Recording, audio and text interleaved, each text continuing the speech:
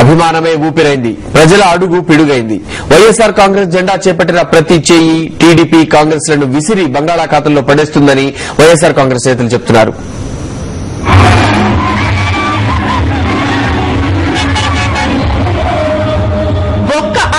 లక్షలాది మందిని కదిలిస్తోంది. ఆ ఒక్క మాట కోట్లాదిని ఆలోచింపచేస్తోంది.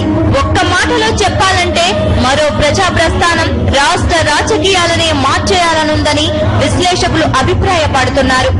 అందుకు ఈ జనమే సాక్షి అని చెబుతున్నారు.